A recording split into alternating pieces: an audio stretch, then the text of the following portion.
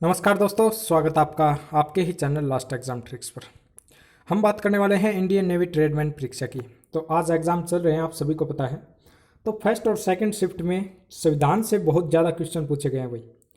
मतलब 5-5 4-4 क्वेश्चन इससे पूछे जा रहे हैं। तो आपका अगर मतलब कल है 21 तारीख को, तो ये वीडियो आपके लिए बहुत ही इंपॉर्टेंट होने वाली है। 10-12 मिनट की वीडियो है ज़्यादा से ज़्यादा।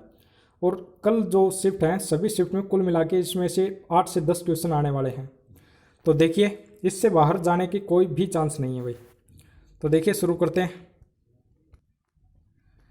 सभी क्वेश्चन हैं वो वन लाइनर हैं, तो आराम से आप पढ़ो और याद करो। कल जो एग्ज़ाम है आपका, तो उसके लिए बहुत ही ज़रूरी है आपके लिए। पहला क्वेश्चन है कि संविधान की कौन सी अनुसूची में केंद्र और राज्यों के बीच शक्तियों का विभाजन है। तो ये है 7वीं अनुसूची में। आज ये पूछा गया था कि कितनी जो अनुसूची है वर्तमान में वो कितनी है। तो ये बात है। तो 12 अनुसूची हैं टोटल अभी। जनगणना कौन सी सूची का विषय है। तो जो जनगणना है वो संघ सूची का विषय है भाई। शिक्षा है वो कौन सी सूची का विषय है। तो ये है समवर्ती सूची का। भारत में संवैधानिक विकास की शुरुआत कब हुई थी। तो 1773 को ये रेगुलेटिंग एक्ट जो आया था, तब से ये संवैधानिक जो विकास की शुरुआत हो गई थी। कैबिनेट मिशन भारत कब आया था। तो जो कैबिनेट मिशन है दोस्तों, वो 24 मार्च 1946 को भारत आया था। और एक चीज़ और मैं बता दूं आपको कि जो फर्स्ट और सेकंड शिफ्ट के जो क्वेश्चन हैं वो लगभग तैयार हो चुके हैं।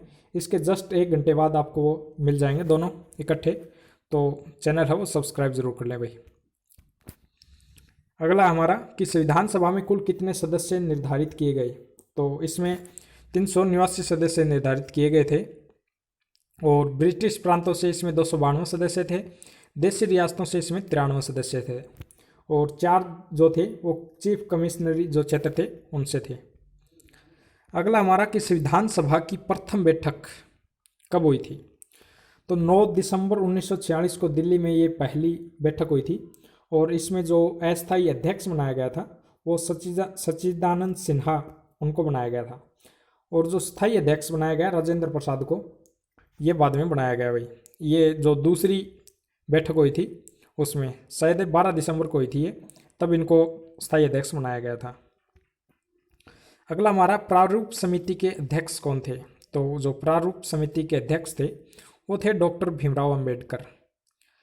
और मूल संविधान में कितने अनुच्छेद थे। तो 395 अनुच्छेद थे। अब अगर हम बात करें संशोधन के बाद, तो इसमें 465 जो अनुच्छेद हैं वो हो चुके हैं। और मूल संविधान में अनुसूचियाँ कितनी थी। तो वो थी 8 अनुसूचियाँ। ठीक है। और इसके अलावा अगर हम बात करें कि मूल संविधान में भाग कितने थे, तो 22 भाग थे। और अब अनुसूचियाँ 12 हो चुकी हैं भाई। संविधान सभा में कुल जो महिला सदस्य थी वो कितनी थी। तो 15 सदस्य थी। मैं ये बोल रहा हूँ कि जो ये आपने अगर पूरा देख लिया, स्किप कर दोगे तो देखो आपको ही नुकसान होने वाला है। कि ऐसा ना हो कि आप स्किप करो और वही कल आ जाए।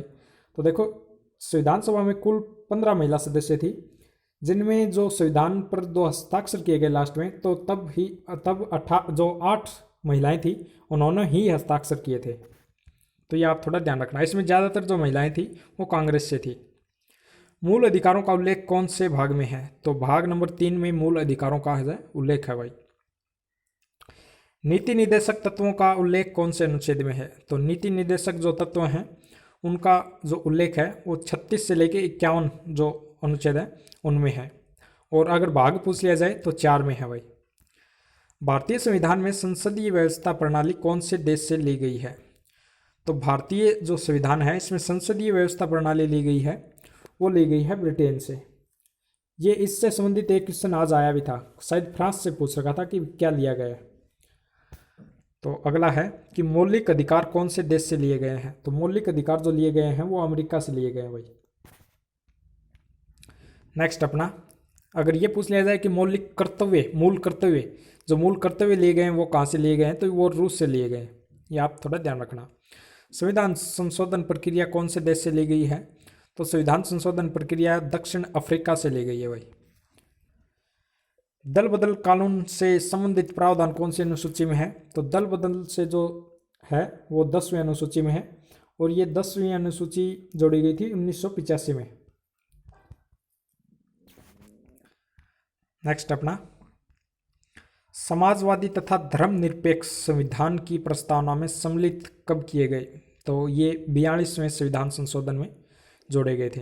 ये पूछ लिया जाता है कि 42वें संविधान संशोधन में प्रस्तावना में कौन से शब्द जोड़े गए? तो समाजवादी, धर्मनिरपेक्ष और एक था अखंडता।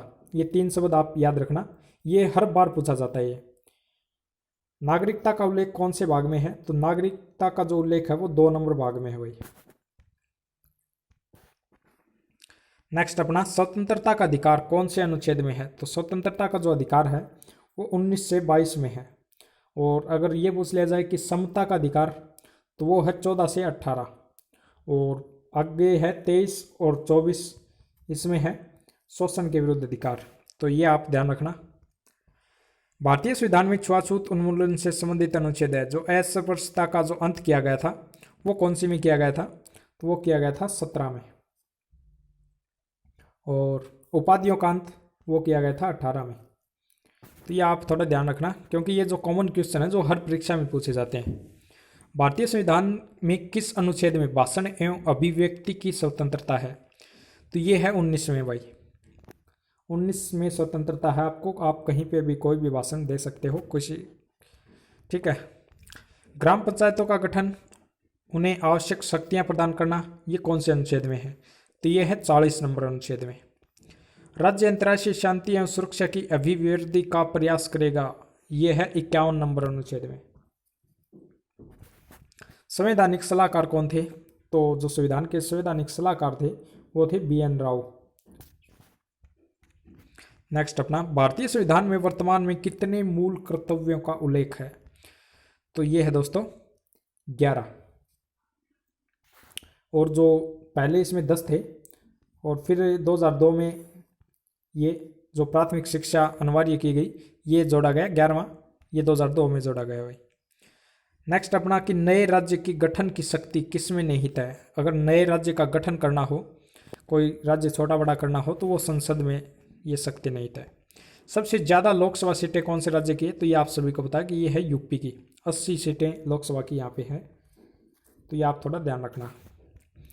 लोकसभा में अधिकतम कितने सदस्य हो सकते हैं? तो लोकसभा में जो अधिकतम सदस्य हो सकते हैं वो 552 है भाई। और इनमें राष्ट्रपति कितने लोगों का जो मतलब मनोनीत कर सकता है अपनी तरफ से? तो वो है 2 एंग्लो इंडियन इसमें जोड़ सकता है। संसद के दोनों सदनों की संयुक्त अधिवेशन की अध्यक्षता कौन करता है? तो ये करता है स्पीकर। संसद के जो दोनों सदनों की संयुक्त अधिवेशन होता है उसकी अध्यक्षता स्पीकर करता है भाई। राष्ट्रपति का निर्वाचन कौन से अनुच्छेद में है? तो राष्ट्रपति का जो निर्वाचन है वो है 54 में। राष्ट्रपति पर महाभियोग की प्रक्रिया है वो है 61 में। महाभियोग लगाया जा सकता है 61 नंबर अनुच्छेद में। किस प्रधानमंत्री के कार्यकाल में 2 उप प्रधानमंत्री रहे थे? तो ये रहे थे मोरारजी देसाई के टाइम में। ये आप देख लेना। अगला हमारा कि उच्चतम न्यायालय के गठन और स्थापना के संबंध में प्रावधान कौन से अनुच्छेद में है? तो ये है 124 में। 124 में अपने उच्चतम जो सुप्रीम कोर्ट होता है उसका गठन किया जाता है इसमें। फिर है कि 101वां संविधान संशोधन अधिनियम किसके लिए जाना जाता है? तो ये इसमें GST लगाया गया था भाई। जो GST है वो मतलब पारित हुआ था, जो विधेयक था। और 103वां अगर आपसे पूछ लिया जाए तो 103वां में है वो जो अपने EWS को आरक्षण दिया गया है वो है इसमें। नेक्स्ट अपना भारत के महान्यायवादी को कौन नियुक्त करता है? तो महान्यायवादी को नियुक्त करता है राष्ट्रपति। अच्छा, राष्ट्रपति के निर्वाचन की रीति कौन से देश से ली गई है? तो ये ली गई है आयरलैंड से। गणतंत्र व्यवस्था कौन से देश से ली गई है? तो ये फ्रांस से ली गई। ये आज आया भी था भाई। लोकसभा का उल्लेख कौन से अनुच्छेद में है? तो ये है 81 में। और अगर ये पूछ लिया जाए कि संसद का कौन से में है तो संसद का है 79 में। और 80 में है राज्यसभा का। ये एक सरला नाम से आपने देखा भी होगा कि सरला नाम से एक ट्रिक है। तो स से संसद, र से राज्यसभा, ल से लोकसभा। तो स से 79 से आप स्टार्ट कर दो, फिर 80 और फिर 81। इस तरीके से आप याद रख सकते हो। सामान्यतः प्रतिदिन लोकसभा की कार्यवाही प्रारंभ किससे होती है? तो जब लोकसभा प्रारंभ होती है 11 बजे, तो कब किससे होती है वो, तो प्रश्नकाल से होती है और उसके जस्ट 1 घंटे बाद 12 बजे से शून्यकाल स्टार्ट होता है। अगला हमारा कि 70वीं लोकसभा का अध्यक्ष कौन है, तो 70वीं जो लोकसभा है उसका अध्यक्ष है ओम बिरला, जो कि राजस्थान से संबंध रखते हैं। नेक्स्ट अपना कि आपातकाल के दौरान मूल अधिकारों के प्रवर्तन को कौन निलंबित कर सकता है, तो ये कर सकता है राष्ट्रपति। अगर आपने ये क्वेश्चन पूरे कर लिए, 2 बार रिवीजन मार लिया, तो आपको संविधान से जो भी क्वेश्चन आएगा शायद इससे बाहर जाएगा, कोई भी चांस नहीं है इससे बाहर जाने का। नरेंद्र मोदी प्रधानमंत्री बनने से पूर्व किस राज्य के मुख्यमंत्री थे, तो ये थे गुजरात के। आप सभी को पता है, ये तो बहुत ही कॉमन क्वेश्चन है। नेक्स्ट अपना, और ये कई बार पूछ लिया जाता है कि जो मनमोहन सिंह थे तो ये किसके कौन सी मतलब राज्यसभा के सदस्य थे या फिर लोकसभा के थे, तो ये राज्यसभा के सदस्य थे भाई। भारत की संविधान निर्मात्री सभा के अध्यक्ष कौन थे, डॉक्टर राजेंद्र प्रसाद। फिर है अपना कि संविधान बनने में कुल कितना समय लगा था, तो 2 साल 11 महीने और 18 दिन इसमें टाइम लगा था। और इसमें जो खर्च हुआ था उस टाइम तो 63 लाख और कितने 96,000 के आसपास मतलब इसमें खर्च हुए थे, तो ये आप थोड़ा ध्यान रखना। राष्ट्रीय आपातकाल की अगर हम बात करें तो ये 352 नंबर अनुच्छेद में लगाया जाता है, 356 में लगाया जाता है राष्ट्रपति शासन, और 360 में लगाया जाता है वित्तीय आपातकाल, जो अभी तक एक बार भी नहीं लगा है। 352 वाला पूछा जा सकता है कि भी अब तक कितनी बार जो ये अपना आपातकाल है, राष्ट्रीय आपातकाल, ये लग चुका है, तो ये अब तक 3 बार ही लगा चुका है। एक तो 62 में लगा था 1962 में, फिर 1971 में लगा, और फिर 1975 में लगा।